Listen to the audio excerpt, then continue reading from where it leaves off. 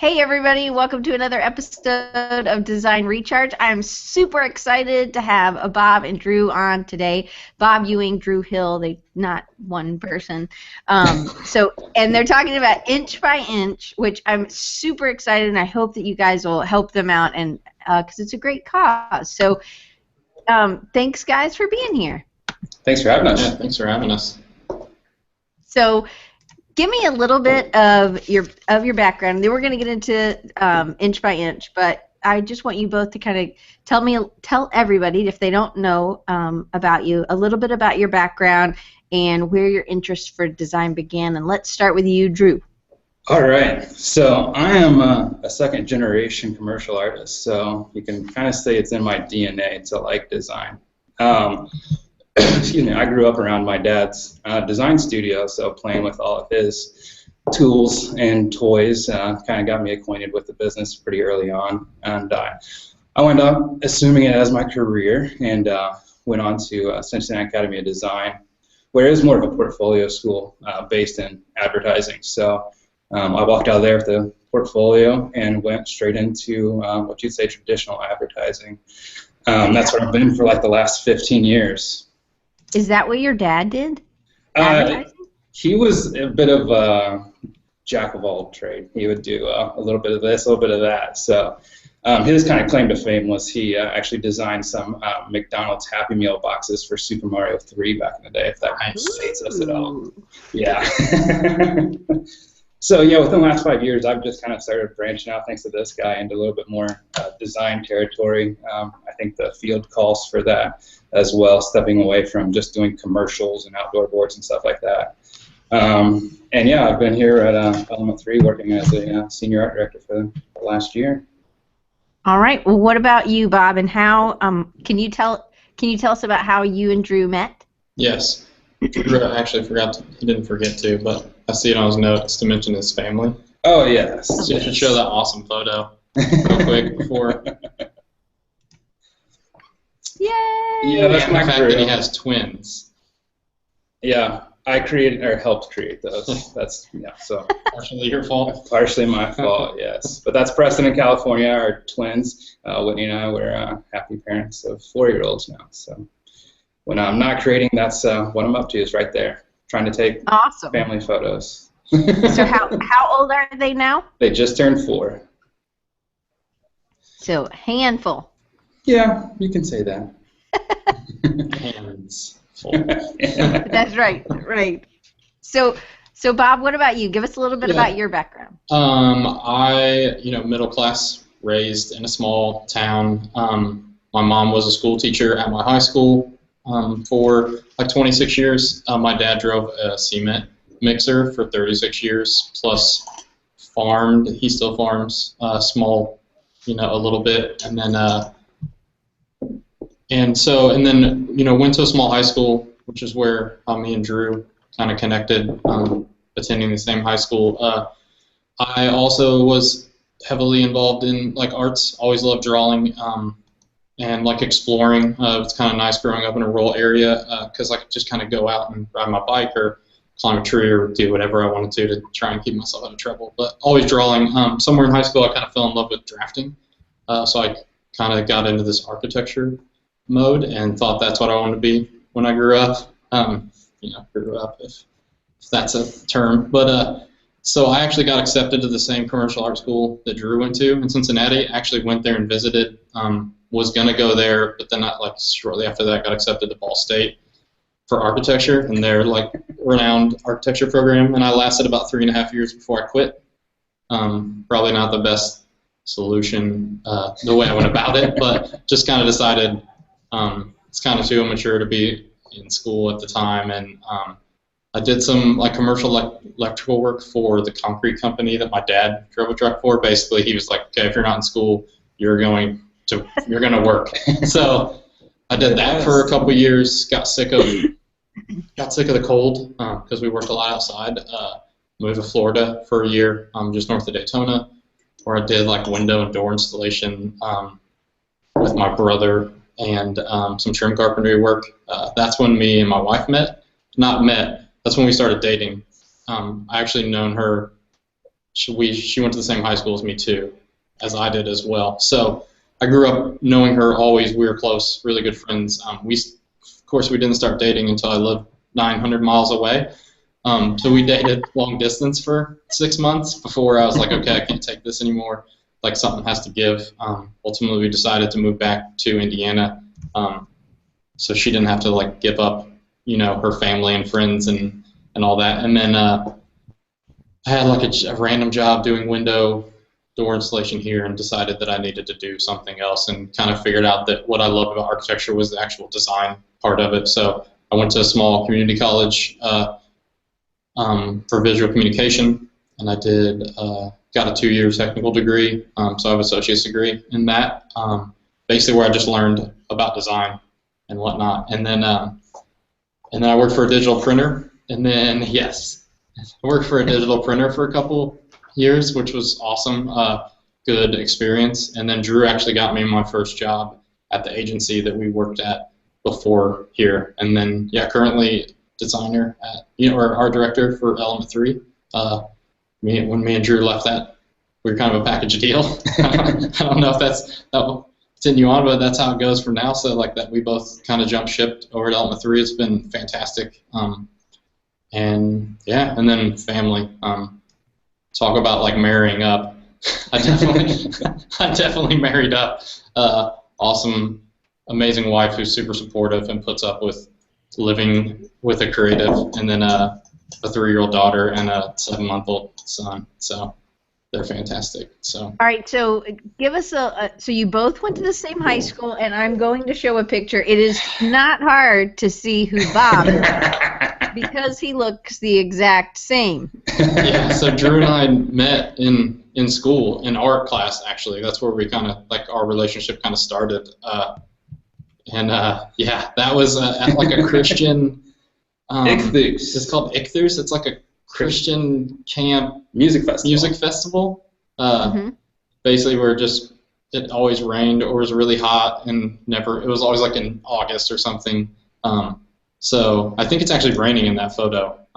You can actually see on there. But yeah, so that's like one of the few photos that Drew and I have together. But so you met in high school, like 9th grade or what? Well, our school's pretty small. We knew of each other, but yeah, we didn't really connect until probably 10th grade, somewhere in there. Yeah. Gotcha. And Brian Jan's like beefcake, so he saw your. Got the guns out. Yeah. Right. All right. So so you guys have worked together at multiple companies, which can sometimes, people don't always come as a package, and I'm sure you won't always work together. Maybe, I don't know, maybe you will. But I think it's cool that you've been able to, and you've been friends for a long time. So why about this time in your life, or about did you want to start kind of an organization that really donates all of its profits? So what was significant? Well, it was interesting because while Bob and I had worked together for so many years, we hadn't really interacted a lot on projects. We had, help each other out here and there, but as far as like setting out to do something together, we had never really attempted that. So it was probably about September last year, I just walked by his desk and said, hey, we need to do something together. So we kind of lobbed around a couple ideas, and we just came to this idea that, we like these 1-inch buttons. There's something fun about, what can you do within a confined space of 1 inch, and they're just fun to collect and produce, cheap to produce. So that's kind of where the idea started, was, hey, let's just make some buttons, and it kind of snowballed from there. So were buttons always important, or was that like, hey, this is a good way for you to get started? And I don't remember. Drew remembers collecting some like in high school. I probably had some, but I probably lost them. Just recently, starting like anytime we do like kid's birthday invite or whatever, we'd always get buttons made just for fun. I think one thing we appreciate about the 1-inch button is the restrictions of it. Like it's super hard, and it can be super difficult to design for such a small area. So just the restrictions of it can be challenging but awesome. I mean, you can do something as simple as like an icon, or something as like crazy, like the big like mega badge that we had made into a button. So that has like 35 words on it or something like that. So, and there's just something. I mean, yeah, I think there's, and then there's such a like cult like following behind buttons, like pop culture wise. Like there's such a big part of like the music industry and some like I don't know a designer that doesn't like buttons. Like way to express yourself. Yeah. So, I mean, we kind of just have a mutual appreciation for the 1-inch button. But then, yeah, kind of in the evening one night, just had an idea of, well, there might be something more to this that we can do. So we actually can trace our origins to a text message exchange between Bob and I. Basically, just outlining. Let me see if I can blow it up a little bit. All right. I think maybe, can you guys see that? Do you want me to keep going? Is it blowing up at all? Yeah, it's looks enlarging. like it. Okay. So yeah, I won't read it verbatim, but yeah, it was literally just as simple as this, as realizing that what we had on our hands was a bigger idea than just us, and how we could turn this little passion project of ours into something that gave back, something that was bigger than us and bigger than just our little idea. Right. So, and in there you say maybe we could call it 1-inch wonders, which is actually your hashtag that you're using, right? So maybe 1-inch wonders you weren't able to. And I think in that part of that, like finding a hashtag is just finding one that isn't populated with, or basically you can overtake or dominate if there's only a couple things, but some of them you just can't, like if there's a whole bunch of people using it, then it's kind of hard to own it. So that's kind of how we came up with, and it's a term that I feel like we both kind of felt like I don't know, just spoke to like what we're doing and the magic of like a 1-inch button, but then also it's just, it's kind of fun. Yeah, just the simple idea that, literally with each button that we sell, we're going to be able to donate those funds to help push youth art a little further. So it literally is an inch-by-inch process, but yeah, you add those up and it adds up. Yeah, so, and this wasn't really, I'm kind of going off of my list, not on the list, but so was it important for you, was art important, was art important for you, let me just start with Bob. There you go. Was art important for y'all as a child and then also as a youth or young adult, I don't know, preteen? Yeah, very much so.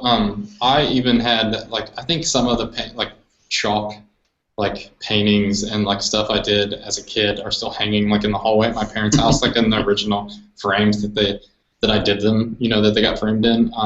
So I had like I always was doing art as a kid, and like I actually had wallpaper in my room that was just white that I could draw on.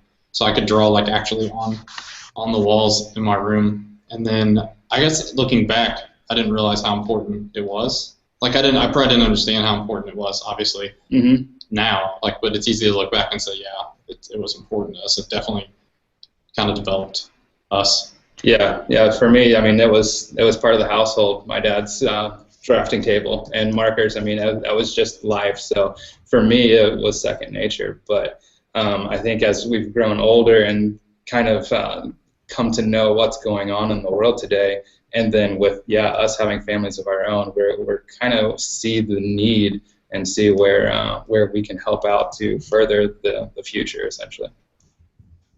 So, all right, Jeff asked a question. Sorry, I'm What's up, Jeff? Trying to do too many things. Jeff says, so the original idea included crowdsourced voting element. How did you decide? How did you move away from that? Yes. Nice catch there, Jeff. So we didn't. It wasn't. We didn't necessarily move away with it. It was originally we were going to launch with that, but then in talking with Tiffany Souder, our owner here at Element 3, she is just wise beyond her years, especially when it comes to business. So she just got us thinking about a lot of things that we weren't thinking about at the time, and basically we kind of decided that it made more sense to launch and just feature the artists to kind of build that crowd. Because if you launch with the crowdsourcing and the voting idea, but you don't have a crowd, then then it could could be detrimental to what we're trying to do. So that is coming. Yes. That's our future plan. That will be here hopefully into summer. We hope to implement that, and that's kind of the cool thing. People have been reaching out like nonstop, which is awesome. Just asking like how else can they contribute. So that's kind of an idea we think is going to really be cool and help grow inch by inch. Yeah, and we'll still continue to have the featured artist in each month's pack. So I think it's going to be pretty cool too that you're going to get your button possibly thrown in with some of these other very well-known designers. So it could be really cool. So give us kind of a rundown about how it works, how much it costs, and then what you get, and just so that everybody can know, and so how they could get involved just by, donating or giving money for the pack, and then kind of tell us how it works. Yeah. Sure.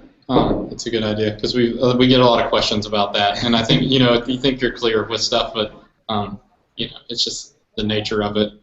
So basically, it's $30 a year, and you get 3 buttons a month in the mail. Each month we start the beginning of the month with a featured artist. That artist basically has like 3 weeks. We get artwork towards the end of the month. That way we can kind of jump the gun and send it off to Busy Beaver to get the buttons made. And then those usually show up around the beginning of the following month. And then we package those up and ship them out as soon as we can. So the buttons show up like halfway through, early to middle of the next month. So there's somewhat of a delay there, and part of that is like we want to make sure we're not just ordering a whole bunch of extra buttons. That happened to us with Friends of Type.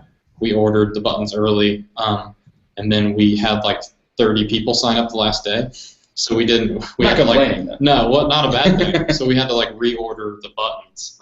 So we're just trying to be conscious and respectful to our sponsors. Yeah, and speaking of sponsors, we have a great group of people behind us that are pitching in across the board. So our paper is donated by French Paper at no cost. Woohoo! Will you actually, Diane, will you pull up the sponsored button? There you go.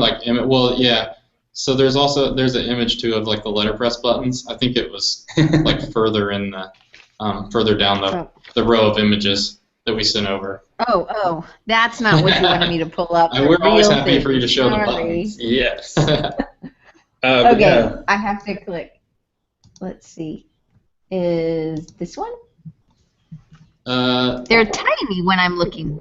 Well, there's one of the actual buttons, but it's all right. It's all right. Oh, go ahead and speak. These ones? There. Yes. There you go. Sorry. Right. Yeah, so French, they donate all of our beautiful pop tone paper. They ship it down to Mama Sauce for us. Those guys are pressing it for basically no cost. And then those packages come to us, and we send out the art to Busy Beaver. They deliver all the buttons to us free of charge, and we assemble it, like Bob was saying. And then Element 3, they've donated all of our web development and digital strategy. So really the only thing that isn't covered from a financial standpoint is our shipping. Unfortunately, that's our biggest cost that we're still trying to navigate around. But so right now we're operating at about 65% of the proceeds go to the charities that we support. The other there's 5% of miscellaneous things that is just some costs, but then 30% is shipping, which is our biggest cost right now. And so next kind of thing is like trying to figure out a way that we can secure sponsor or grant or something that can kind of help out in that area, so that we can, we really want all the proceeds to go to our charities. Yeah. All right, so Brian Yan asked a question. He's like, "What's up with the red stamp on the back of the thing?" Which these feel awesome, by the way. Mama Sauce. I mean, this feels like I can feel the bumps. I love it. I mean, I think Tiff was saying she loves letterpress. So you want to talk about the red part? Yeah, I mean, the quality that we knew we were gonna. We kind of were like, well, we're gonna have to step up the game on the package design to make sure. We're doing this justice. So yeah, the one color letterpress is fantastic. So the red, like, and actually it's kind of funny because when we were packaging up the 1,100 button packs for Creative South this year, my wife was asking why we decided to do so many stamps on the packaging, because all of the back get all stamped, and then there's 2 stamps on the actual envelope. Right. And part of that was like, yeah, we just thought it'd be cool. We didn't really totally think about the logistics of that necessarily when we were doing it. We're like, we like stamps, like this will be cool. And then the idea of the red, it just kind of ties into that, like the historical aesthetic of design, this industrial aesthetic that me and Drew like appreciate, and that really where the inspiration for Inch by Inch came from. Well, and the stamps themselves allow us to leave that blank spot on the packaging, so the packaging is only one plate, and then as each month comes along, we can number them individually to kind of set them apart, just as we progress through the year. Yeah, that way we're being respectful, like, to our sponsors, and only doing one package design. So. Yeah, that's super nice. So you're ordering a bunch all at once, and then you get them in somebody's storing them. Yes, I'm sure. In my basement is where we're storing them. Bob's production. That's your 30% fee, right? It's your basement storage, isn't it? It's no fee. It's just part of the perks. Right, and right. if you guys ever want to get a tour of Bob's house, when we package each month, we live Periscope. So if you guys want to get a sneak peek of the coming month's buttons, the draplins, you can always peek in on that, and you'll see Bob's house, aka our production studio. Our production studio. So how will we find that link? So it's just one of those things where you have to either follow Inch by Inch on Periscope and on Instagram, or on we usually will post like that we're going to share on Instagram and Twitter. So social media is the best way. I do know, like, Periscope, if you don't use the app, then you can't, like, actually join the conversation. You can just kind of watch us awkwardly pack buttons and talk. Like, it looks like we're talking to no one, but we're actually conversing with, the people that are using the app. But it really is just kind of a fun way for us to kind of pass the the hours that it takes for me and Drew and our wives sometimes to, like, hand package all of these buttons. Right, definitely. I can imagine. I stamped the backs of all my little sketchbooks, and I think my husband was going to kill me because he was trying to watch TV, and I, of course, was right in front of him. And I have one of those, it was the self-inking, so it kind of makes a clunk, clunk. I actually kind of thought it was a nice, like, rhythm. No, I was making a rhythm, yeah. And he was like, I can't stand this. So he was not happy. And he's like, how many more do you have? I'm like, I just have to do 550. So it got a little old for him, but I had fun. So Zach hasn't heard of Periscopes. Can you explain? It's an app, right? Yeah. Zach, I think, is making a bit of an inside joke. Because Zach is one of our, if it's Zach Wilkerson, he likes to Well, maybe somebody else might not have. So tell people it's an app that you Yeah, so he said he hadn't heard of Periscope. So Drew's wife, it was new when the first time we did it. We're like, we'll just try this. And she kept forgetting that it was called Periscope, so she started calling it Paragram. So that's like, as an inside joke, like, that's what we call it. Paragramming, yeah. We just call it paragramming. But yeah, Periscope is Twitter's app. It's like a live feed. So you can only see it. You tweet it out, you go to there, you can see it live, and then once it's done, it's done. And Brian just shared a link. Thank you, Brian. Love having you in the. And there's Whitney. So, yeah, she knows it's called Paragram. All right, so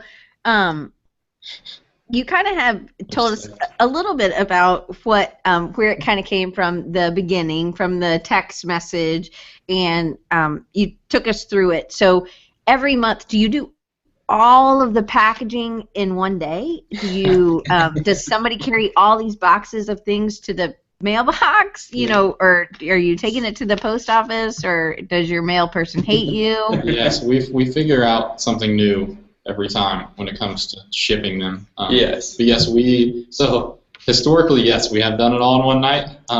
We've tried to do it in one night.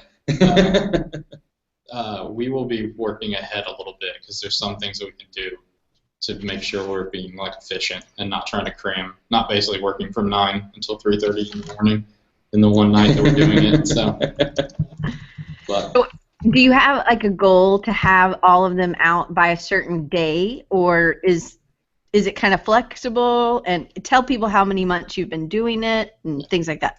Yeah, we just launched, opened up subscriptions in March, so this is our third month. One of the things that we are happy for but didn't plan on was the early adoption that we're getting. We actually exceeded our expectations in the first month substantially. We hit our 3-month goal within the first month. So way to go, members! Awesome. Yes, thank you. We actually hit over 175 members in the first 2 months. We've got people from over or right at about 38 states now, and then through 5 countries. So we're getting a lot of support. We're not going to complain, but yeah, it's taken a little bit of getting used to the quantities that we're producing. I mean, here we thought we would be happy with 25 or 50 people signing up the first month. Well, that's good though. So, So how long did it take you? So you were hoping for 25 or 30 people the first month, and you know, what is your like year goal? Is to have like a list of what kind of numbers are you hoping for, and then are you gonna like give a lump sum to a certain charities, or how does that work? As a part of like this process to get Element 3 to be one of our sponsors, we met with our financial what is his actual title?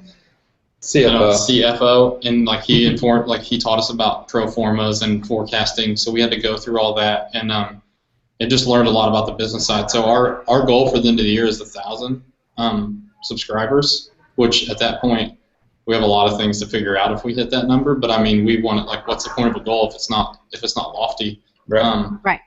And then what was the other? Oh gosh, you expecting me to remember? Yeah. I have ADD. I could not remember those. I'm holding you to remember. As far as the lump sum and how the charity works. Yeah, and then the charity. Thank you, Drew. Yeah. Yes. Yeah. So what we hope to do is that we have a lofty goal of 1,000. We're at the end of this month we'll be well over 200. So we're on target for that. But yeah, it's going to take a lot of work to figure out. But yeah, at the close of 12 months.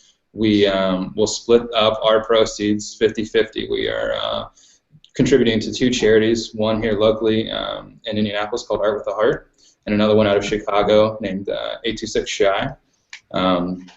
They're both places that we were familiar with that we initially had hoped to go to national level with our donations, but realized we can make more of an impact at the local level. So the idea is that we will just take everything at the end of the year and divvy it up and share that with their charities, and then the thinking is that we'll look to select new charities each year. So we'll kind of later on in the year we'll probably reach out to our membership and just people as a whole to help us identify who we can help support next. That's cool. That's a great idea. So Megan asks, how do you choose which artists to work with to design each month's set of buttons? And maybe that's another way people could get involved, right? Absolutely. Yeah. I don't know. I mean, there's not really a rhyme or reason. It's kind of just what's cool about it gives us the opportunity to work with friends or work with people that we respect that we may not have met. For the instance, like Friends of Type, talk about just some awesome people. They were so, we couldn't have partnered with someone better to launch this thing. They were so supportive from the first time we emailed them. They were on board.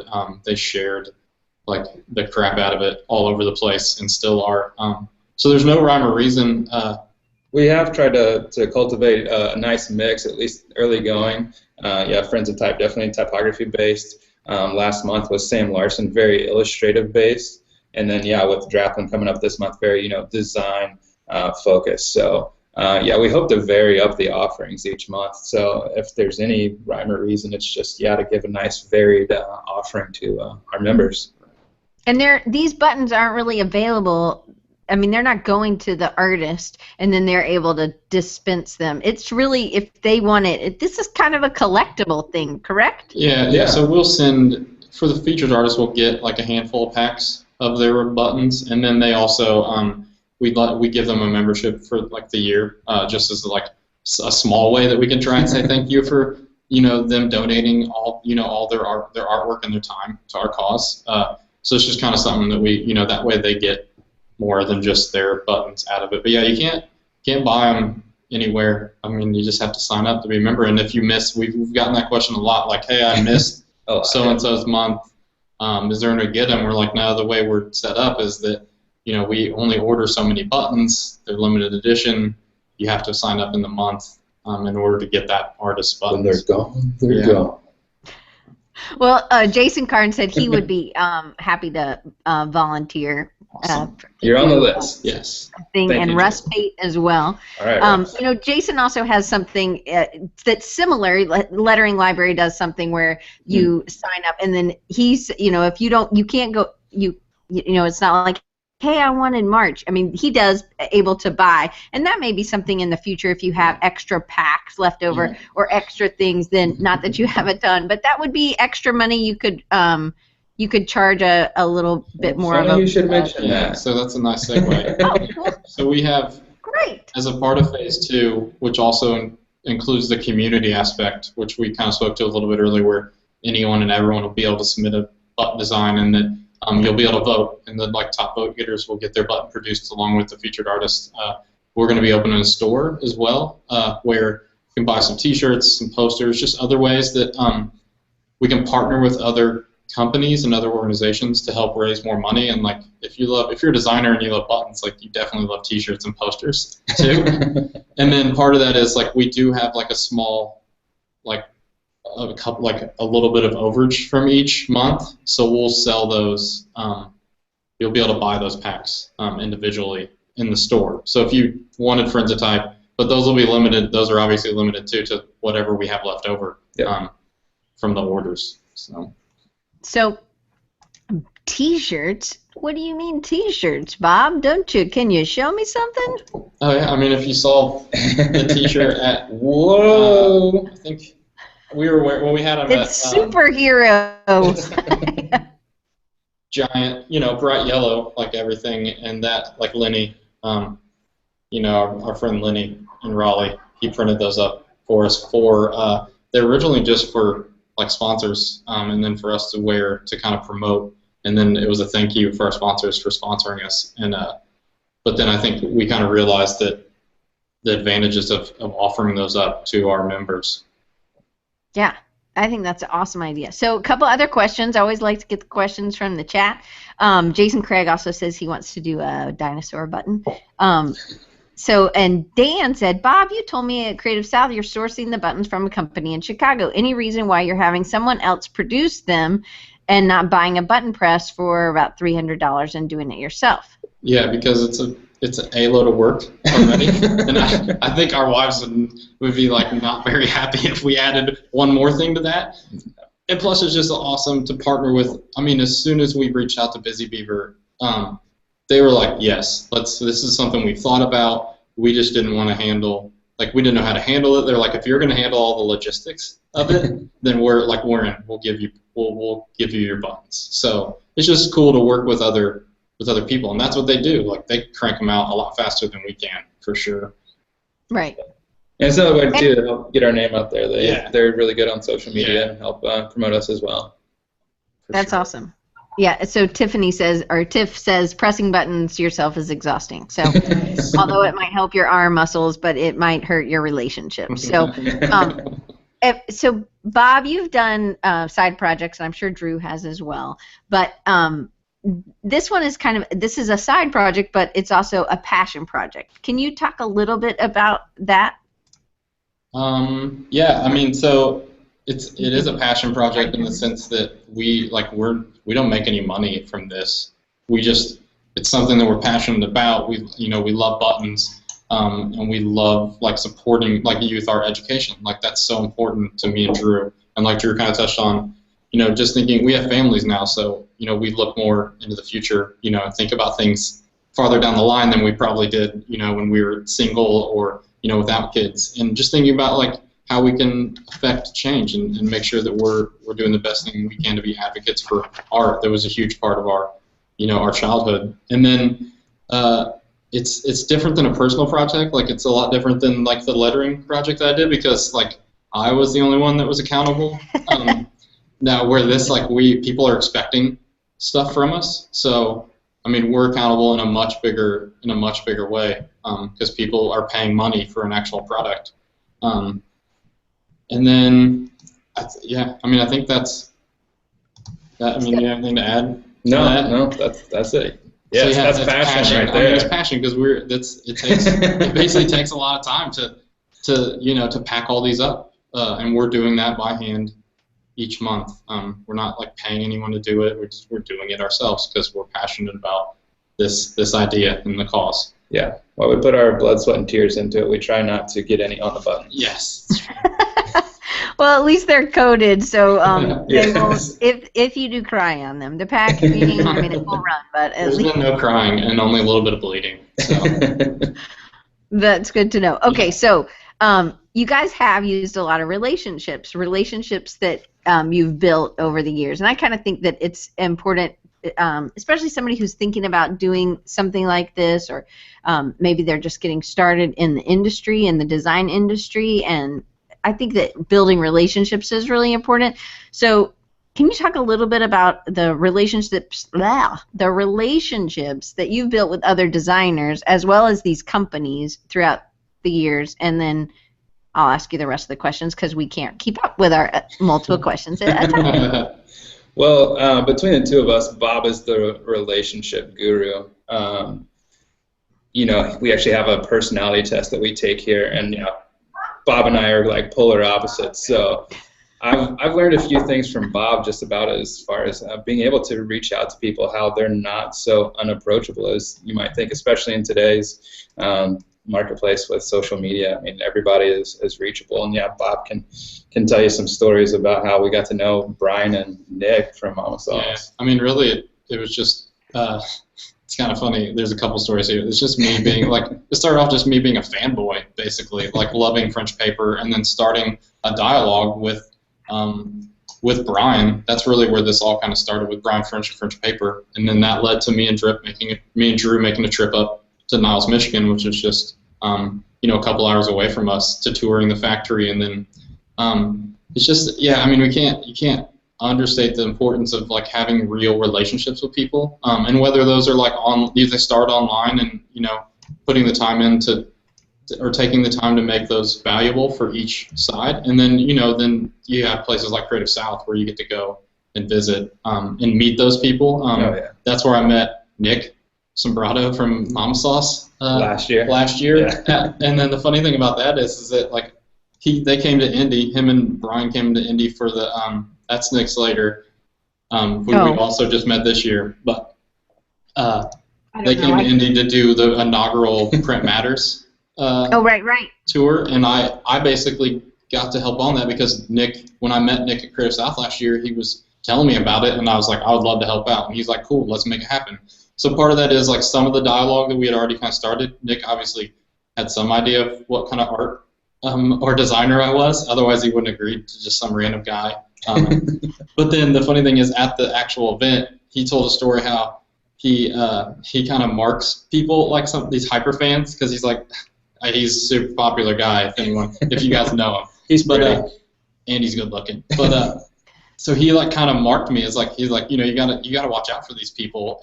And then he's like, turns out Bob's a normal guy, but he's like I was a little worried at first, like who this guy was that I was supposed to be meeting, like Creative South. So just but yeah, the importance of relationships. I mean, we wouldn't be Inch wouldn't be where it is today without those friendships and relationships with French paper and Mama Sauce. And then obviously some of those are long term, and we just so happened that we wanted to work with our friends, and they obviously had something that we wanted in return, paper and printing. But the other thing is, like, if you're just passionate about it, I think a lot of people like Busy Beaver, I think they just kind of noticed how passionate we were about this and talking through it, and that, we were ready to do this and make it the best we can. So what has been like a key to both of your kind of using your relationships as a designer starting out? What would you tell somebody or maybe they're not starting out, but somebody from now, today, they can start being different if they were a jerk before. How can they build good relationships? So staying in contact, not being a jerk. What are things? I mean, because it's vendors as well that you're reaching out to, right? Yeah, absolutely. I think that, yeah, people are out there and ready to have a dialogue. So yeah, I mean, there's a comment section and a retweet for a reason there. So people are, yeah, hungry and interested to interact. And yeah, as long as you're passionate about it and it's something that they can be passionate about as well. Yeah, I mean, people are really open to talking, and if they can't help you, they might be able to connect you with somebody that can help you. Well, how much do you think it's like? Because a lot of times people, I know you guys are both super humble, but you have to be able to talk about your project, and you have to be able to share that with other people, and then they can tell you kind of about what they're passionate about as well. But it's also being open, saying, hey, I have a family, I'm thinking about my life and what it affected me as a kid, and I wanted to do something to give back. And so it's kind of like being open instead of just being uber professional, correct? Yeah, I mean, there's a part of a relationship is being like human, like I mean, there's some people that are super professional on social media, and that's their choice. I and Drew both agree that like if you follow us on social media, like you get like all of us, like family is a big part of us. And while like most of my feed is design or lettering, the family is in there too, because that's just as important to us, if not more important. Right. So, all right. So we're going to move on to the next question. Gosha had a question over in the side. So if she or anybody else has something that they would also like to, team up, they have another product or something and they would love to do something with some of the designs, how can somebody like that also get on board? Is the best way just to contact you through, I just saw Mike was here. Hey, Mike. Mike Jones. Mike Jones, that's right. How would they get in touch with you? Yeah, you can. The best thing is just reach out to social media, or you can email us at inchclub@gmail.com. And if you go to our website, in the very bottom, there's the email contact and our social media contact. So we're pretty available, and we try and, it's social media, so you try and respond as quickly as possible, that or email. But obviously, this is a side project, so we do the best we can. Yeah, and I think we're open to meeting and talking with anyone. I know we've made some contacts just recently in Creative South that, it's not button related, but there are ways for us to join up or partner with other people to get our message out there in another unique way. So yeah, if you got any ideas, shoot them our way. Yeah, awesome. So what about, I know this right now, this is just an organization and you're donating all your profits. Is there any plans, and I know we kind of talked about this a little bit, but not really formally. So if you don't want to answer, you can say, I choose not to answer that question. But is there any plans on doing it as a 501c3 or C5, whatever? Correct. Absolutely. You said it right the first time. Yeah, that was something that we kind of talked about because we didn't know. Right now we operate as a profit LLC that doesn't make any profit, if that makes any sense. We will have to draw, the government makes us draw salary, which in turn we have to pay taxes on, and then we will donate, the rest of that goes right back into the charities. But that may not have to happen because we're in the process, or we're getting ready to start the process of filing for 501c3. Yes, 501c3. Yeah, something like that. 501c3. Yeah, so, is it hard? Are you giving a lawyer to help you with that? Or are you doing it on LegalZoom? I mean, because a lot of times people might want to do this, and I'm just trying to give them the goods so they know what to do. I mean, is it harder than you thought it would be? There are hurdles to overcome. Like Bob said, we're new to this. We're learning as we go. Yeah, there's definitely tools out there for you to use.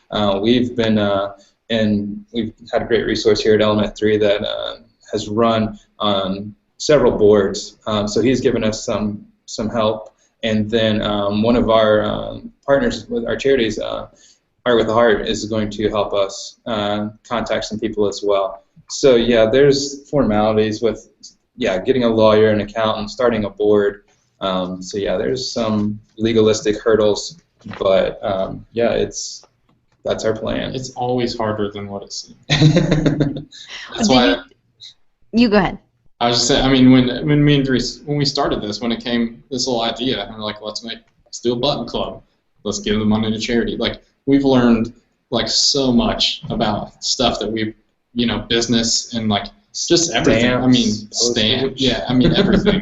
Postage, the postal service, like just so much in this. There's so much more to it than what we thought. But I mean, we're both better designers because of that. Because of what we've learned during that experience. And you just got to be open to ask questions. I know Rocky Rourke is going through something similar with slap stickers, and he's reached out quite a bit to ask questions. And although like Indiana and California may be different in a lot of ways, sometimes it's just good. You just need someone. Yeah, and when we started out, we reached out to Peter Del Tondo with Design versus Cancer. Yeah. So it goes round and round. So we if anybody has any questions, we'll be happy to try and answer them. Well, and sometimes it's good because you're in the beginning. I hope you're documenting it out, because sometimes you forget how hard it was because you just had to do it once. So it wasn't like you knew it took a long time, but it wasn't like this thing that you really remember. 5 years down the road, it kind of seemed like it wasn't as big of a deal. You remember it taking a while, but you know what I mean? Mm-hmm. Yeah, I mean that's the kind of the nice thing about social media is, and then Evernote, which we use to a fault almost to capture all this stuff. So I mean it's kind of the age we live in. But yeah, I totally agree. Like it already seems like it wasn't that hard to get when we got to launch, which it was. Like you think back on how much we went through, and then like that first month of packing up all those buttons, like it was way more. It was way more than we thought it was going to be. So I can imagine your mail lady. I can imagine you I know you didn't, but I can imagine you sticking them all in this, and they come in really cool envelopes, by the way. I mean they're good little envelopes. So but I can imagine my mail lady, and she's like having to. I mean, clearly you would have never done that, but I can just see that as a funny animation, I guess. So let's talk a little bit about, in the time we have left, we have about 20 minutes. I'm really bad with math, clearly. We have about 12 minutes. So how have you gotten your name out there? And what are do you think it's been really helpful to team up with some of these bigger names to do some buttons because they have a bigger list, or? Yes. Yes. We launched with just a splash page and a email form. I announced it on your show back in November. November, that was the first. That was kind of like our the splash page live. Yeah. So sign up. In November, people could sign up. They could join the list, right? They could purchase. No, it was just a splash page. You could sign up, and then when we were ready to launch it, which we thought was going to be at the beginning of the year, that didn't happen. Then we would send out more information, or you get an email saying, "Hey, it's live." Yeah. So we collected emails for 3 months, and then when we were ready to launch, we blasted that out. At that time, we really started getting more into social, and we've, like I said, we've been able to kind of cross promote with our sponsors that have really helped push it out there for us as well. We actually see spikes. I think there might be an image of a recent post that Mama Sauce did that we saw an immediate bump in both website traffic and signups, which is just crazy. Is it this one? No, the social. Blue? Actually, so that kind of speaks to another way. Really the best way for us to grow is our members. They're our best advocates. So that's Tommy Perez, who's an amazing designer. He does those paper craft. So he made those French fries out of paper. Yeah, he is awesome. Just blows my mind. So he posted that photo and then tagged us along with Champ Brand and Clark Orr, which, I mean, that's fantastic for us. So and people, that's the cool thing about people are just sharing out. When they get it, they're sharing it, just getting the buttons, and we're like, hey, just got the new buttons, and they'll tag us in it, and we try and respond to all those. We're super appreciative of that. Like, it means so much to us, because that, like, really, that's the best way for us to grow. Yeah, and we also submitted some work to some blogs and got picked up by some other blogs that have definitely driven traffic as well. The top 10 for the month of March. Yeah, that one, and they're so big, that one still drives traffic to our site. Like, it's crazy. That's awesome. Those are no cost. Some of that's just it takes a little bit of time to submit, and part of that is like something I make myself do anyway. Like when I'm promoting personal stuff, like some of the lettering and stuff I do. So it's just a matter of like making sure you have an image and filling out the information correctly and hitting submit. Like, it's just a little bit of time, and like that can go so far. Like, I have no idea where Hal picked it up, but I guarantee it was from one of those, one of the sites. Yeah. Well, and then we got the opportunity to come down to Creative South this year. Mike let us kind of sponsor the button pack and the swag bag, and we're able to have a booth there just to kind of reach out and meet some people face to face. So yeah, we're kind of going multi-dimensional as far as social, in person. We're going to be at Creative Works this October conference in Memphis. So we're looking forward to getting back out again on the road. And that was literally, they reached out to us because they had seen we were at Creative South, and or someone pointed out, and were asked if we wanted to be in their vendor village and sell buttons. So we were like, absolutely, yes, let's do That's it. awesome. So reaching out, you've found some good websites or blogs, and you've hit submit to contribute, correct? Yeah. Is that kind of what you're saying? Yeah, and then it all takes time. Like, social media is free except for your time. You just have to make sure you're doing it consistently, and we're trying to stick with the brand, making sure that we're sharing consistently good content. It's just, and then just people sharing that. Like I said, our members are the best. Like, they just keep sharing it all over the place. It's fantastic. Right. Dan's helping me out. My old computer at work is what I do the Flickr on, and so I know the OS needs updating. I actually have a new computer on order, so hopefully it'll be soon coming. But Dan did have a good question, and I appreciate him letting me know that my OS needs updating. So how did you guys get Draplin to do this coming month's buttons? Did he reach out to you, or did you contact him? We reached out to Draplin. We actually ran into Draplin, 2 years ago at a talk in Dayton, Ohio at a SAA? Yeah, at SAA in Kettering, Ohio, just south of Dayton. And if you've never met him, he's such an approachable dude. And we just had a nice little dialogue with him, and we reaced out to him. He remembered us, and that was that, basically. He signed up. Like, I think Drew touched on it earlier. Like, all these people, that we look up to and respect, and they're just, most of them are just normal people, like all of us.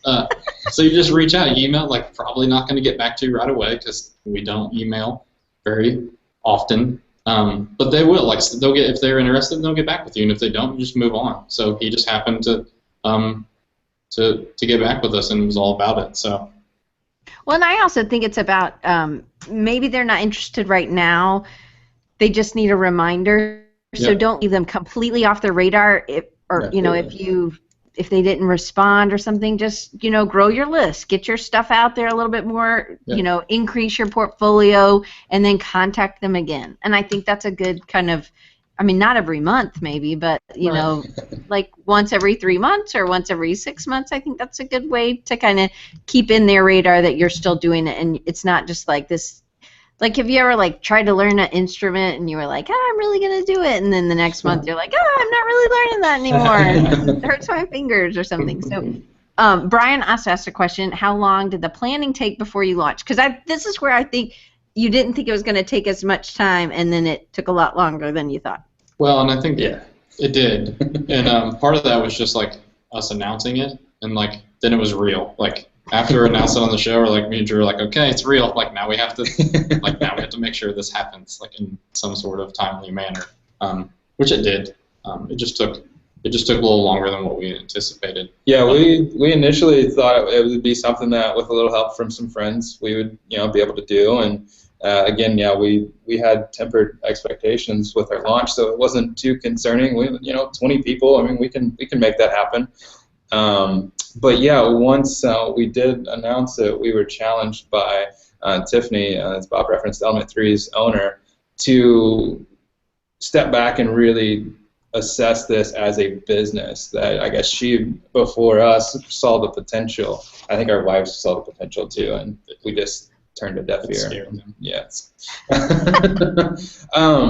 So yeah, as far as Bob was saying about making the pro forma and really getting our ducks in a row, that took a little time for us to get through that learning curve and to stop thinking about how cool this design would be for the packaging and start thinking about how this is actually going to work as a business.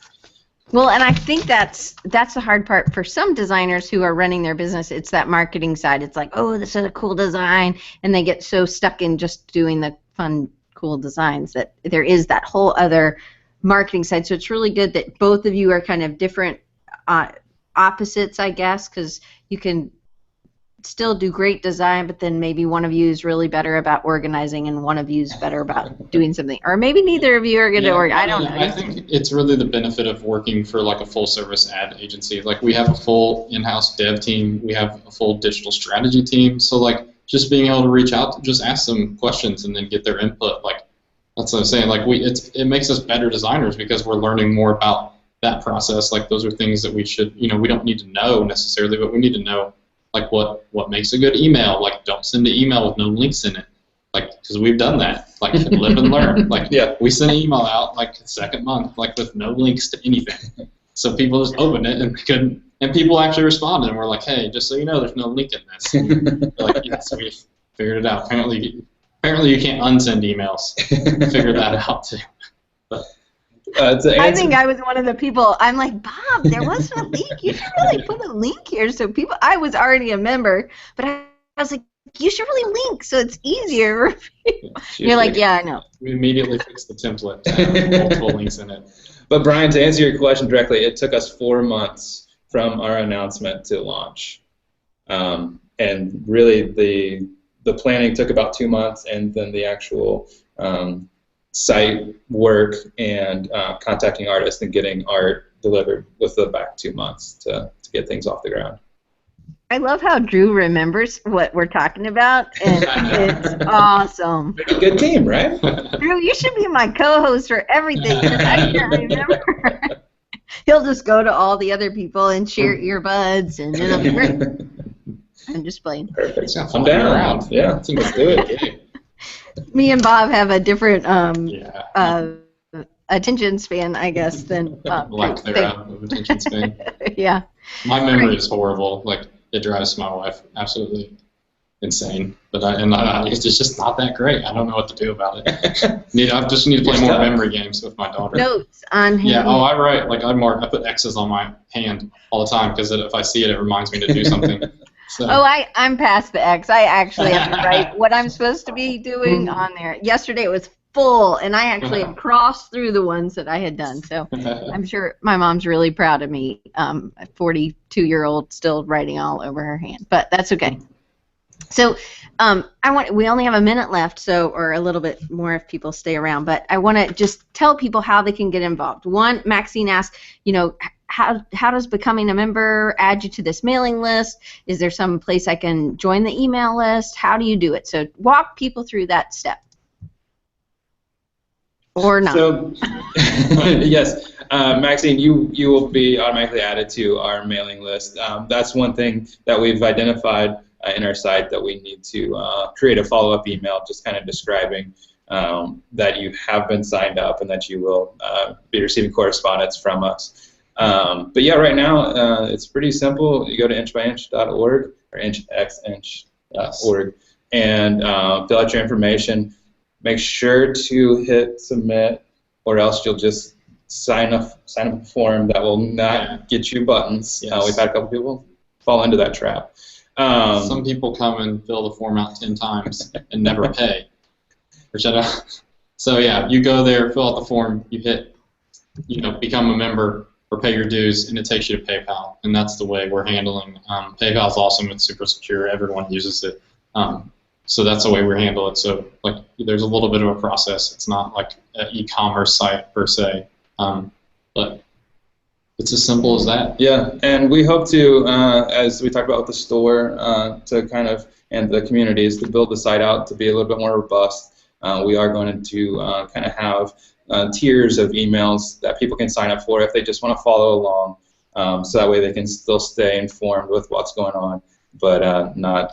Yeah, we'll also have, I believe so, like just to donate. Like if you don't want any buttons, but you just appreciate what we're doing and want to donate to the cause, then that's something we realize too, that not everyone likes buttons, which I don't know how that is, but if you just want to give us money, then you can do that, and we'll send it down the road to our charities. So that's kind of one of the advantages of becoming a not-for-profit, because we'll be able to take donations. So we've got to Chocolate answer cake. Mike Jones' question. What's your Chocolate. favorite kind of cake? Cake music. Yes, I like cake. I like all cake. I don't discriminate, but if I had, it's chocolate. Like, just make chocolate cake. There isn't another kind. Good to know. So I have a question about the PayPal thing.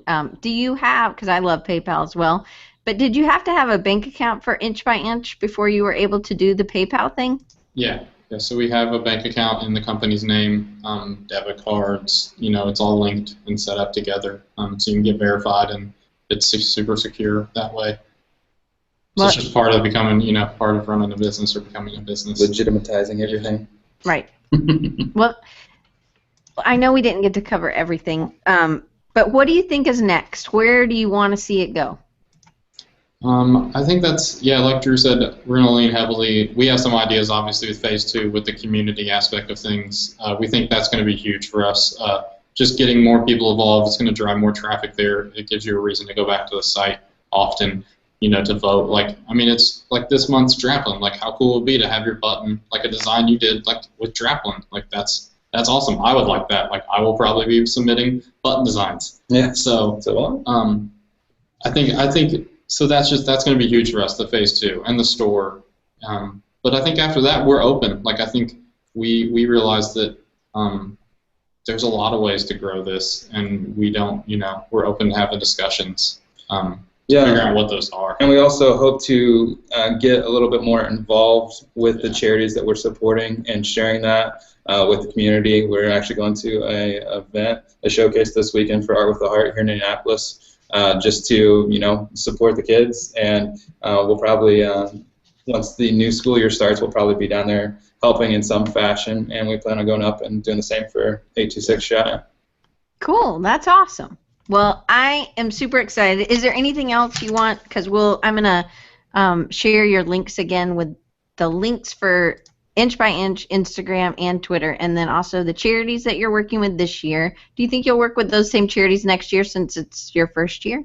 I don't know. I guess we haven't made that decision. The original idea was to change it up every year, and I think, like Drew pointed out, like it's just a way to get our members more involved. Like I said, if we didn't have members, we would just be getting buttons for like the two of us, which is kind of the cool thing about. We love buttons, so selfishly we get buttons every month, new buttons, awesome buttons, but like that's just one of the, small benefits of this.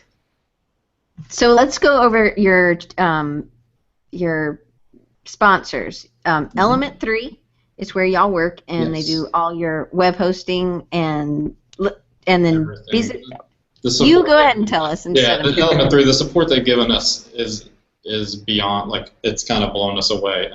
People jumped on board before we even got Element 3 as a sponsor, so the amount of support they've donated, it's crazy. Yeah, we've got a lot of support from our digital team as far as the actual development of our site, but also digital strategy. There's a lot that goes into that is way beyond our comprehension, but it's like putting links in your email.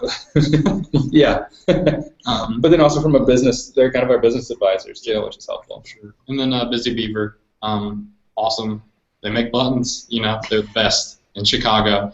Everyone knows Mama Sauce, they literally are the best. Like, no one does it better. They're such good people, such good friends of ours, and then same with French Paper. Like, they make the best paper, and I'm not just saying that because they're sponsored. Like I said, we're fanboys. Like we're fans of these people. Yeah. Like that's the awesome part. Like so having their support has been unreal. And then so yeah, those are sponsors, and then like Drew said, the 2 charities, Art with a Heart, local in Indianapolis, and then 826 Shy in Chicago. Shy. Yeah, and it's not shy, because that's what I thought Drew was saying last week. 826 Shy, for all those shy kids that are artists. And anyway, you had to spell it for me. Yeah. Go ahead. And then the last thing, we're going to give away that Creative South button pack. So actually, I don't know how we see, there we go, attendees. So let's have, Diane, if you want to pick a number between 1 and 37. Okay. All right, how about 28? All right, calculate. Ooh, that's really long to count, sorry. We're going to get there. We do use our fingers and our toes. Well, while y'all count, I'm going to wrap up my stuff. So I am, the new site is up. If you haven't checked it out, you can always go back to find all the old shows, and I'm going to click that in right there. And so the winner is Joanne, J-O space capital A-N-N. All right, Joanne. If you will email us at inchxinchclub@gmail.com, we will get your address, and we'll send you 25 awesome buttons by the super talented speakers from Creative South. Awesome. So, I'm not sure why everybody's putting numbers over there, but were you trying to influence me of my number? 35 is my favorite number, but so I didn't choose that. So I really chose a random number. But again, I just wanted to tell you guys thank you so much. Oh, thank you. Thank you. Thanks for everyone that showed up. Yeah. Oh, well, I'm happy, and I love being a member. I'm not wearing any bling, but I do. I think it's fun to give them away to my students. Not these though. These are staying in their packs. But well, shout out to Maxine and Russ for signing up during this hour. Yeah. Thank you guys. Thanks for finally signing up, Russ.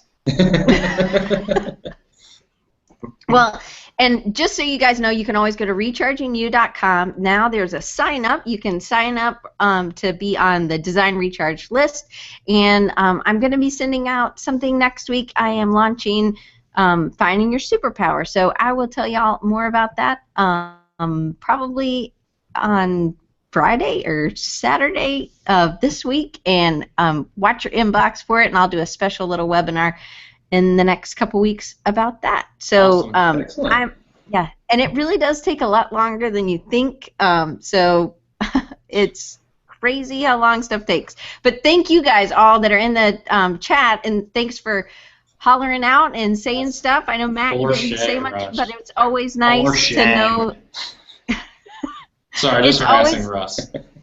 Oh, well, he had to go to a meeting, I think, right? No, he's still here. Yes, thank you. It's nice to have that Creative South family, and if you haven't ever gone to Creative South, you need to sign up. I think it's April 7th, 8th, 9th, and 10th next year. The 3 of us are real big supporters, and we always get a ton out of it. So, and you don't have to go to Creative South to come to Design Recharge, but we definitely love Creative South. So, but thank you guys all for doing this, and Drew and Bob, thank you for taking so much time out of your lives, and thank your wives and your kids for doing this to help make the world a better place and keep art with kids. So I think it's great what you're doing. So thank you. Yeah. Thank you very much. We appreciate it. Absolutely. Thanks, all right. everyone. Well, I'll see y'all next week. I have Erin Barker, and she's an awesome illustrator, and she has a great sense of humor. So I'm excited to have her on. So make sure you go to inchxinch.org and sign up and get on the button list. Yes. Yeah. Pay your dues. All right. See you guys later. Thanks. See ya. Thank you. Bye-bye.